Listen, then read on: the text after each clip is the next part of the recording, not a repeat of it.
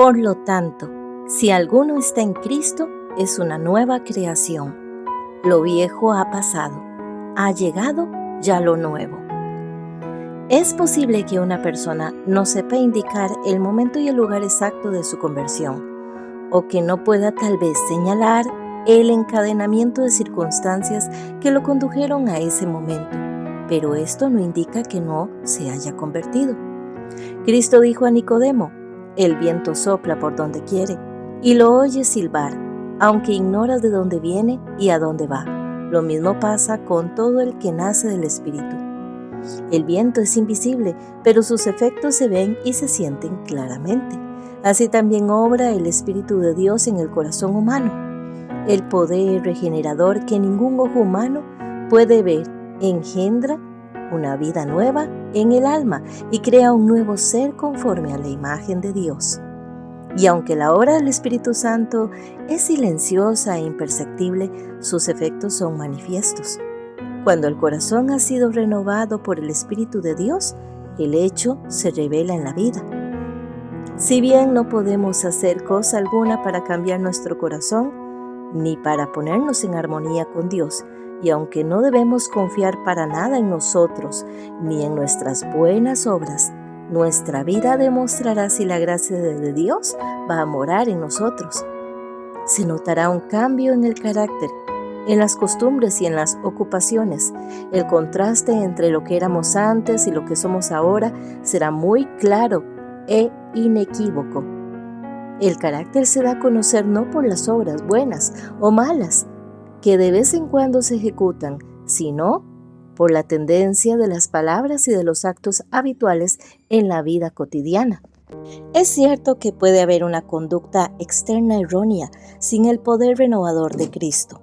El amor a la influencia y el deseo de ser estimado por los demás puede producir una vida bien ordenada.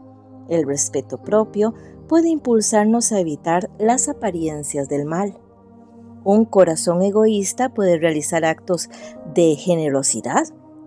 ¿De qué medio nos valdremos entonces para saber de parte de quién estamos? ¿Quién posee nuestro corazón? ¿Con quién están nuestros pensamientos? ¿De quién nos gusta hablar? ¿Para quién son nuestros más ardientes efectos y nuestras mejores energías?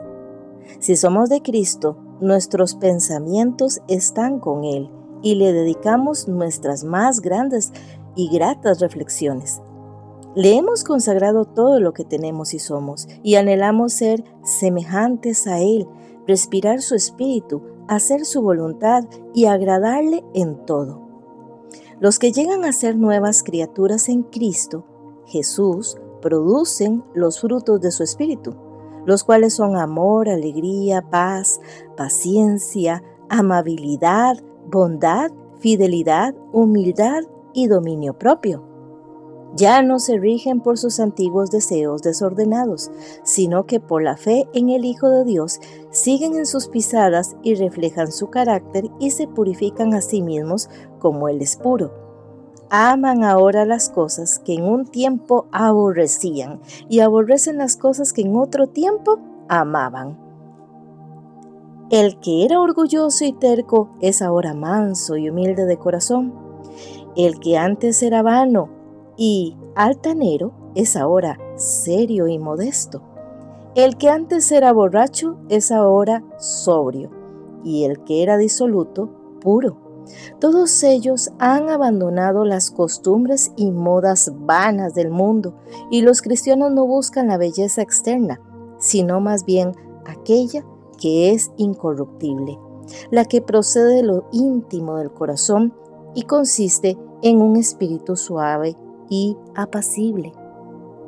No hay evidencia de arrepentimiento verdadero cuando no se produce una reforma en la vida. Si el pecador sustituye la prenda, devuelve lo que ha hurtado, confiesa sus pecados y ama a Dios y a su prójimo, pueden estar seguros de que pasó de muerte a vida. Y cuando acudimos a Cristo como seres descarriados y pecaminosos y nos hacemos participantes de su gracia perdonadora, el amor brota en nuestro corazón y toda carga resulta ligera pues que el yugo de Cristo es suave y nuestros deberes se vuelven delicias y los sacrificios se convierten en un placer.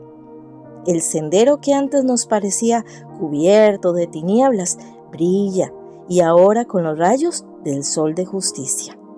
La hermosura del carácter de Cristo ha de verse en sus seguidores. Él se deleitaba en hacer la voluntad de Cristo, de Dios, y el poder que predominaba en la vida de nuestro Salvador era el amor a Dios y el fervor por su gloria. El amor embellecía y ennoblecía todas sus acciones, y el amor es de Dios. El corazón inconverso no puede producirlo o crearlo, y se encuentra solamente en el corazón donde Cristo reina. Nosotros amamos a Dios porque Él nos amó primero. En el corazón regenerado por la gracia divina, el amor es el principio de acción y modifica el carácter.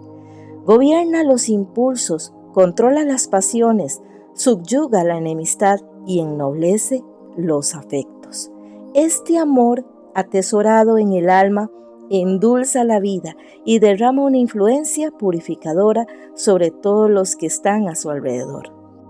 Existen dos errores entre los cuales los hijos de Dios, particularmente los que apenas han comenzado a confiar en su gracia, deben guardarse de un modo especial. El primero, en el cual ya se ha insistido, en el de fijarse en sus obras confiando en algo que pueden hacer para ponerse en armonía con Dios. El que está intentando llegar a ser santo mediante sus propios esfuerzos por observar la ley y está procurando un imposible. Todo lo que el hombre puede hacer sin Cristo realmente está contaminado de egoísmo y de pecado, porque solo por la gracia de Cristo, solo por medio de la fe, puede hacernos santos. Y el error opuesto, y no menos peligroso, consiste en sostener que la creencia en Cristo exime a los hombres de guardar la ley de Dios y que en vista de que solo por la fe llegamos a ser participantes de la gracia de Cristo, nuestras obras no tienen nada que ver con nuestra redención. Y nótese, sin embargo, que la obediencia no es un mero cumplimiento externo, sino un servicio de amor. Así que la ley de Dios es una extensión de su propia naturaleza. Es la personificación del gran principio del amor y por lo tanto es el fundamento de su gobierno en el cielo y en la tierra. Si nuestros corazones están renovados a la semejanza de Dios, si el amor divino está implantado en el alma, ¿no se cumplirá la ley de Dios en nuestra vida? Cuando el principio del amor es implantado en el corazón, cuando el hombre es renovado conforme a la imagen de quien lo creó, se cumple la promesa del nuevo pacto. Pondré mis leyes en su corazón y las escribiré en su mente. Y si la ley está escrita en el corazón, ¿no modelará la vida? La obediencia, es decir, el servicio y la lealtad que se rinden por amor, es la verdadera prueba del discipulado. Por esto dice la Escritura, en esto consiste el amar a Dios, en que obedezcamos sus mandamientos. El que afirma, lo conozco, pero no obedece sus mandamientos, es un mentiroso y no tiene la verdad. La fe, en vez de eximirnos de la obediencia, nos hace partícipes de la gracia de Cristo y nos capacita para obedecer, y únicamente ella lo hace. No ganamos la salvación con nuestra obediencia, porque la salvación es el don gratuito de Dios que se recibe por la fe. Ahora bien, la obediencia es el fruto de la fe. Pero vosotros sabéis que Jesucristo se manifestó para quitar nuestros pecados, y Él no tiene pecado. Todo el que permanece en Él no practica el pecado. Todo el que practica el pecado no lo ha visto ni lo ha conocido. He aquí la verdadera prueba. Si moramos en Cristo, si el amor de Dios está en nosotros, nuestros sentimientos, pensamientos, propósitos y acciones estarán en armonía con la voluntad de Dios según se exprese en los preceptos de su santa ley. Queridos hijos, Que nadie os engañe. El que practica la justicia es justo, así como Él es justo. La justicia se define por la norma de la santa ley de Dios, expresada en los 10 mandamientos promulgados en el Sinaí. La así llamada fe en Cristo, que pretende eximir a los hombres de la obligación de obedecer a Dios, no es fe, sino presunción. Porque por gracias habéis sido salvados mediante la fe, pero la fe por sí sola, si no tiene obras, está muerta. El Señor Jesús dijo de sí mismo antes de venir al mundo: me agrada, Dios mío, hacer tu voluntad, tu ley la llevo dentro de mí. Y cuando estaba a punto de ascender al cielo declaró: yo he obedecido los mandamientos de mi Padre y permanezco en su amor. La Escritura afirma: ¿cómo sabemos si hemos llegado a conocer a Dios? Si obedecemos sus mandamientos, porque Cristo sufrió por vosotros, dándonos ejemplo para que sigáis sus pasos. Así que la condición para alcanzar la vida eterna es ahora exactamente la misma de siempre, tal cual era en el paraíso antes de la caída de nuestros primeros padres: la perfecta obediencia a la ley de Dios, la perfecta justicia. Si la vida eterna se concede con alguna condición inferior a esta, peligraría la felicidad de todo el universo. Se le abriría la puerta al pecado de tal modo que se lo inmortalizaría en toda su secuela de sufrimientos y de miseria. Antes que Adán cayese, le era posible desarrollar un carácter recto por la obediencia a la ley de Dios, pero fracasó en esta empresa, y a causa de su pecado tenemos una naturaleza caída y no podemos hacernos justos en nosotros mismos. Puesto que somos pecadores y malvados, no podemos obedecer perfectamente a la santa ley. No tenemos justicia propia para poder hacer frente a esas exigencias de la ley de Dios, pero Cristo nos preparó una vía de escape. Vivió en esta tierra en medio de pruebas y de tentaciones como las que nosotros tenemos que arrastrar. Su vida, sin embargo, fue sin pecado. Murió por nosotros y ahora ofrece quitar nuestros pecados y darnos su justicia. Por pecaminosa que haya sido vuestra vida, si os entregáis a Él y lo aceptáis como vuestro Salvador, por amor a Él, sois declarados justos, y el carácter de Cristo sustituye al vuestro, y sois aceptados por Dios como si no hubierais pecado. Más todavía, Cristo cambia el corazón y habita en el vuestro por la fe. Habéis de mantener esta unión con Cristo por la fe y la sumisión continua de vuestra voluntad a Él. Y mientras lo hagáis, Él obrará en vosotros, para que queráis y hagáis conforme a su beneplácito. Así podéis decir: lo que ahora vivo en el cuerpo, lo vivo por la fe en el Hijo de Dios, quien me amó y dio su vida por mí. El Señor Jesús dijo a sus discípulos: porque no seréis vosotros los que habléis, sino por el Espíritu de vuestro Padre hablará por medio de vosotros. De modo que si Cristo actúa en vosotros, manifestaréis el mismo Espíritu y haréis las mismas buenas obras que Él, obras de justicia y de obediencia. Así que no hay en nosotros misma cosa alguna de qué jactarnos. No tenemos motivo para ensalzarnos, y el único fundamento de nuestra esperanza es la justicia de Cristo, que nos es acreditada y la que produce su Espíritu obrando en nosotros y por nosotros. Cuando hablamos de la fe, debemos tener siempre presente una distinción. Hay una clase de creencia completamente distinta de la fe.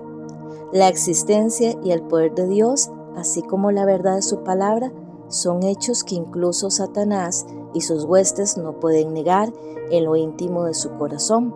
La Biblia dice que los demonios creen y tiemblan, pero esto no es fe. Hay fe allí donde no solo existe una creencia en la palabra de Dios, sino una sumisión a su voluntad, donde se le ha entregado el corazón y los efectos se han fijado en él. Allí hay fe, una fe que obra por el amor y purifica el alma. Mediante esta fe, el corazón se renueva conforme a la imagen de Dios. El corazón que en su estado irregenerado no se sujeta a la ley de Dios, ni tampoco puede. Se deleita ahora en sus santos preceptos y exclama con el salmista: «Cuánto amo yo tu ley, todo el día medito en ella».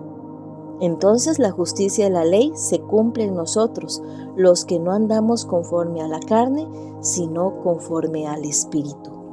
Y hay personas que han conocido el amor perdonador de Cristo y que desean realmente ser hijos de Dios, pero luego se dan cuenta que su carácter es imperfecto y que su vida es defectuosa. Muchas veces son propensos a dudar de que si sus corazones realmente han sido renovados por el Espíritu Santo. Pero quiero decirles que no cedan a la desesperación, porque con frecuencia tenemos que postrarnos y llorar a los pies de Jesús por causa de nuestras negligencias y equivocaciones, pero no debemos desanimarnos. Aún así, somos vencidos por el enemigo, no somos desechados, ni abandonados, ni rechazados por Dios, de ningún modo. A la diestra de Dios está Cristo intercediendo por nosotros. Dice Juan, el discípulo amado: «Mis queridos hijos, os escribo estas cosas para que no pequéis, pero si alguno peca, tenemos ante el Padre a un intercesor, a Cristo el justo». Así que no olvidéis las palabras de Cristo: «Padre mismo os ama». Jesús desea reconciliaros con Él y desea ver su pureza y su santidad reflejadas en vosotros. Y si estáis dispuestos a entregaros a Él, eso basta para que Él, que comenzó en vosotros la buena obra, la perfeccione hasta el día de nuestro Señor Jesucristo. Así que orad con más fervor, creed más plenamente, y cuando lleguemos a desconfiar de nuestras propias fuerzas, entonces confiaremos en el poder de nuestro Redentor y alabaremos a aquel que en nuestra vida nos dio y nos dio gozo. Cuanto más cerca estéis de Jesús, más imperfectos os reconoceréis, ya que vuestra visión será más clara y vuestras imperfecciones se verán en contraste inequívoco y evidente frente a su perfecta naturaleza. Esta es una señal cierta de que los engañados de Satanás han perdido su poder y que la influencia vivificadora del Espíritu de Dios os está despertando. Así que no podrá existir amor profundo hacia el Señor Jesús en el corazón que no comprenda su propia pecaminosidad. El alma transformada por la gracia de Cristo admirará su carácter divino. Pero si nos vemos nuestra propia deformidad moral, ello es una evidencia indudable de que no hemos vislumbrado la belleza y la excelencia de Cristo. Así que mientras menos cosas dignas de estima veamos en nosotros, más encontraremos que apreciar en la pureza y en la hermosura infinita de nuestro Salvador. Una percepción de nuestra pecaminosidad nos impulsa hacia aquel que puede perdonarnos. Y cuando el alma, dándose cuenta de su desamparo, se lance en pos de Jesús, Él se manifestará con poder. Y cuanto más nos impulse el sentimiento de nuestra necesidad hacia Él y hacia la palabra de Dios, tanto más elevada tendremos la visión de su carácter y con tanta mayor plenitud reflejaremos su imagen.